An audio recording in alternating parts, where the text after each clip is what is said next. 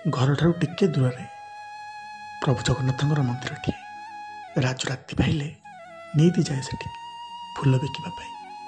ଆଉ ଫୁଲ ବିକିକି ଯାହା ଦି ପଇସା କମାଏ ତାର ଛୋଟିଆ ପରିବାରଟିଏ ହସ ଖୁସିରେ ଚଳିଯାଏ। ପରିବାର କହିଲେ ଅନ୍ଧୁଣୀ ମା ଆଉ ଛୋଟ ଭଉଣୀ। ରାଜୁର ଭରସା କାଳିଆ ଠାକୁର। ନିତି ଯେତେବେଳେ ଘରୁ ବାହାରେ ମହାପ୍ରଭୁଙ୍କୁ ମୁଣ୍ଡିଆଟିଏ ମାରି କୁହେ, ସାନ୍ତେ ମୋ ପରିବାର ତୁମକୁ ଲାଗିଲା, ମୁଁ ଏବେ ଆସୁଛି। ଦୈବର ଘଟଣା କିଛି ଅଲଗା। କେଉଁଦିନ ଭଲ ବେପାର ହୁଏ, ଦି ପଇସା ଲାଭ ହୁଏ, ଆଉ କେଉଁଦିନ ହୁଏନି। ହେଲେ ସେଥିରେ କିନ୍ତୁ ରାଜୁର କିଛି ବି ଯାଏ ଆସେ ନାହିଁ। କାହିଁକିନା ଯେତେବେଳେ ଘରକୁ ଫେରେ ମନ୍ଦିରରେ ଥିବା ଗୋସାଇଁ ଜଣକ ରାଜୁ ହାତରେ କିଛି ପ୍ରସାଦ ଦିଅନ୍ତି। ସେ ଜାଣିଛନ୍ତି ଘରେ ତାର ଅନ୍ଧୁଣୀ ମା ଆଉ ଛୋଟ ଭଉଣୀ। ରାଜୁ ମଧ୍ୟ ଖୁସିର ସହିତ ଗୋସାଇଁଙ୍କୁ ପ୍ରଣାମ କରି ପ୍ରସାଦ ନେଇଯାଏ ଘରକୁ, ମିଶିକି ଖାଆନ୍ତି। ଏମିତି କିଛି ଦିନ ବିତିଗଲା ପରେ ରାଜୁର ଦେହ ଥରେ ହଠାତ୍ ଖରାପ ହେଇଗଲା। ସେ ଆଉ ବେପାରକୁ ଯାଇପାରିଲାନି। ଯାହା ହଉ କଷ୍ଟେମଷ୍ଟେ ପରିବାର ତାର ଚଳୁଥାଏ। ମହାପ୍ରଭୁଙ୍କ କୃପାରୁ ଔଷଧ ଖାଇବା ପରେ ରାଜୁର ଦେହ ଟିକେ ଭଲ ହେଲା। ଏଣିକି ବାହାରିଲା ବେପାରକୁ। ମା ମଧ୍ୟ ବାରୁ ବାରୁ କହୁଥାଏ, ବେଶୀ ଖରା ଯାଏ ରହିବୁନି, ସଅଳ ଚାଲି ଆସିଯିବ। ରାଜୁ ବେପାରକୁ ତ ଗଲା, କିନ୍ତୁ ସେଠି ସେ ଯାହା ଦେଖିଲା ତାର ମନ ଭାରି ଦୁଃଖ ହେଲା। ତାର ଅନୁପସ୍ଥିତିରେ ଗୋଟେ ଛୋଟ ଫୁଲ ଦୋକାନଟିଏ ଖୋଲିଛି, ଆଉ ତାର ଭଲ ବେପାର ମଧ୍ୟ ହେଉଛି। ରାଜୁର ବିଶେଷ ବେପାର ହେଲା ନାହିଁ। ଫୁଲ ଗୁଡ଼ିକ ରହିଗଲା। ସେଦିନ ଭାରି ଜୋରରେ ଟାଣ ଖରା ହେଉଥାଏ। ଏପଟେ ରାଜୁ ପାଦରେ ଚପଲଟିଏ ମଧ୍ୟ ନଥାଏ। କାହିଁକି କେଜାଣି ଭଗବାନଙ୍କୁ କେବେ ସେ କିଛି ମାଗିନି। ତା ମନେ ମନେ ଭଗବାନଙ୍କ ପ୍ରତି କାହିଁକି କେଜାଣି ସେଦିନ କିଛି ମାଗିବା ପାଇଁ ଇଚ୍ଛା ହେଲା।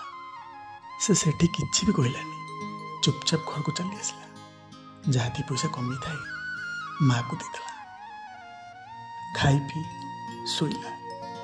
ସେତେବେଳକୁ ରାତିର ତୃତୀୟ ପହର। ହଠାତ୍ ରାଜୁ ହାତ ଛୁଟି ଦେଇ ସେ ମହାପ୍ରଭୁଙ୍କୁ ଚାହିଁ କହୁଥାଏ, ସାନ୍ତେ ଜୋତାଟିଏ ନାହିଁ ମୋର। ଯଦି ଜୋତାଟିଏ କେମିତି ଦିଅନ୍ତ, 4ଟା ବେଳ ପର୍ଯ୍ୟନ୍ତ ବେପାର କରିପାରନ୍ତି, ମୋ ପରିବାର ଚଳେଇ ପାରନ୍ତି। ଏମିତି କେତେ କ'ଣ କଥା କହି ରାଜୁ ଶୋଇପଡ଼ିଲା ସେଦିନ। ତା ପରଦିନ ସକାଳକୁ ପୁଣି ତାର ଯେମିତି ଫୁଲ ବିକିବାକୁ ଆସେ, ପୁଣି ଚାଲି ଆସିଲା ଖାଇ ପିଇକି। ସେଦିନ କିନ୍ତୁ ଭାରି ଜୋରରେ ଖରା ଟିକେ ହେଉଥାଏ। ପୂର୍ବ ଦିନ ପରିକା ଫୁଲ ତକ ରହିଗଲା ଖରାବେଳ ଯାଏ। ରାଜୁ ସେଇ ଉଦୁଉଦିଆ ଖରାବେଳଟାରେ ସେମିତି ଫୁଲ ବିକୁଥାଏ। ଆଉ ଏତିକି ବେଳେ ରାଜୁ ସହିତ ଘଟିଲା ଏକ ଚମତ୍କାର ଘଟଣା, ଯାହାକି ସେ କେବେ ସ୍ୱପ୍ନରେ ସୁଦ୍ଧା ଭାବିନଥିଲା।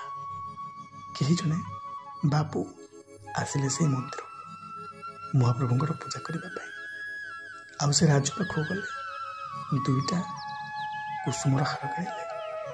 ସେ ଦେଖିଲେ ପିଲାଟି ଗୋଟିଏ ପାଦରେ ଛିଡ଼ା ହୋଇଛି। ସେ ପାଦଟା ତାତିଗଲା ବେଳକୁ ଆର ପାଦରେ ଛିଡ଼ା ହେଉଛି। ତାଙ୍କୁ ଭାରି ଦୁଃଖ ଲାଗିଲା। ସେ ମନେ ମନେ କହୁଥାନ୍ତି, ସାନ୍ତେ ଏମିତି ଦୁଃଖ ଦିଅନ୍ତୁନି, ଛୋଟ ପିଲାଟି ସେ, ଦୁଃଖ ସହିବାର ବୟସ ତାର ହୋଇନି। ଏତିକି ପରେ ବାବୁ ଜଣକ ରାଜୁକୁ କିଛି ବି କହିଲେନି।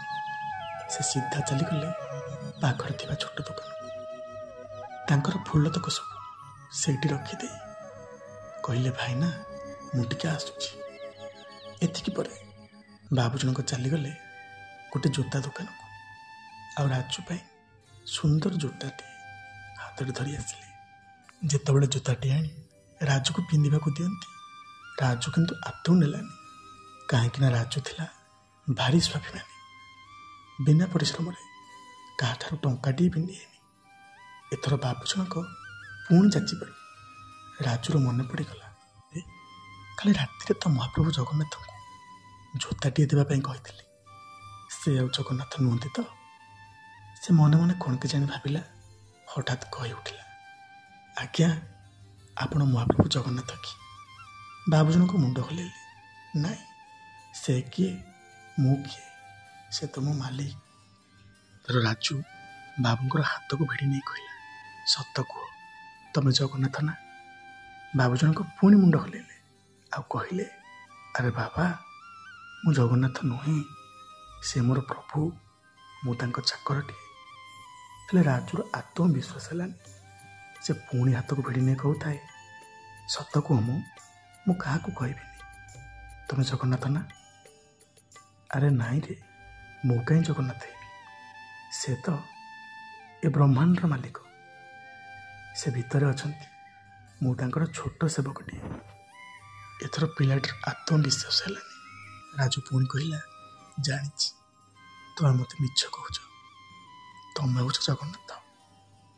ତାହା ନ ହୋଇଥିଲେ ତମେ କେମିତି ଜାଣିଲ ମୋର ଚପଲଟିଏ ଦରକାର ବୋଲି? କାଲି ରାତିରେ ପୁରା ତମକୁ କହିଥିଲି। ତମର କ'ଣ ମନେ ନାହିଁ କି? ଏପଟେ ବାବୁ ଜଣକ ଭାବିଲେ, ପିଲାଟା ଭାରି ସ୍ୱାଭିମାନୀ, ପୁଣି ମହାପ୍ରଭୁଙ୍କୁ ଭାରି ଭଲ ପାଉଛି। ଯଦି ମୁଁ ଟିକେ ମିଛ ନ କୁହେ ସେ ମୋ ଠାରୁ ଜୋତାଟିଏ ନେବନି। ଏମିତି କେତେ କ'ଣ କଥା ଭାବି ବାବୁ ଜଣକ କହିଲେ, ମୁଁ ହେଉଛି ତାଙ୍କର ବନ୍ଧୁ। ତୁମେ କାଲି ଜୋତା ପାଇଁ କହିଥିଲ, ଆଉ ମୁଁ ନେଇ ଆସିଲି। ସେ ହିଁ ମୋତେ କହିଛନ୍ତି। ଏଥର ପିଲାଟି ଭାରି ଖୁସି ହେଇଗଲା। ଆଦର ସହିତ ଜୋତାଟିଏ ଗ୍ରହଣ କଲା ଆଉ କହିଲା, ଜାଣିଛ ମହାପ୍ରଭୁଙ୍କୁ କେବେ କିଛି ମାଗିନଥିଲି। ଏଇ ଉଦୁଦିଆ ଖରାବେଳଟାରେ ପାଦ ମୋର ତାତି ଯାଉଥିଲା, ସେଇଥିପାଇଁ କ'ଣ ଟିକେ କହିଦେଇଥିଲି। ହେଲେ ସେ ଯେ ଏତେ ପରମ ଦୟାଳୁ ଆଜି ମୁଁ ବୁଝୁଛି। ସତରେ ସେ ତାଙ୍କ ଭକ୍ତର ଦୁଃଖ କେବେ ବି ସହିପାରନ୍ତିନି। ପିଲାଟି ମୋର ଏତେ ସବୁ କଥା ଶୁଣି ସାରିଲା ପରେ ସେଦିନ ବାବୁଙ୍କର ଆଖିରୁ ଲୁହ ଦିଟୋପା ଝରିଗଲା। ମହାପ୍ରଭୁଙ୍କୁ ଚାହିଁ କହୁଥାନ୍ତି, ଶାନ୍ତେ ଏମିତି କରୁଣା କରିଥାଉ। ଯେତେବେଳେ ଦୁଃଖୀଟିଏ ଦୁଃଖରେ ପଡ଼ି ମହାପ୍ରଭୁଙ୍କୁ ପ୍ରାର୍ଥନା କରେ, ମହାପ୍ରଭୁ କେବେ ଆସି ହାତରେ କିଛି ଦେଇଛନ୍ତି କି ନାହିଁ ମୁଁ କହିପାରିବିନି। କିନ୍ତୁ ଏହା ବାସ୍ତବରେ ସତ୍ୟ କି ପ୍ରଭୁ କାହାରି ନା କାହାରି ମାଧ୍ୟମରେ ସାହାଯ୍ୟ କରନ୍ତି। ହଁ, ମହାପ୍ରଭୁଙ୍କ ବନ୍ଧୁ ହିସାବରେ। ନମସ୍କାର। ଯଦି ଭିଡ଼ିଓଟି ଭଲ ଲାଗିଥାଏ ଜୟ ଜଗନ୍ନାଥ ଲେଖିବାକୁ ଆଦୌ ଭୁଲନ୍ତୁ ନାହିଁ। ମହାପ୍ରଭୁଙ୍କ କୃପାରୁ ସମସ୍ତେ ଭଲରେ ଥାନ୍ତୁ।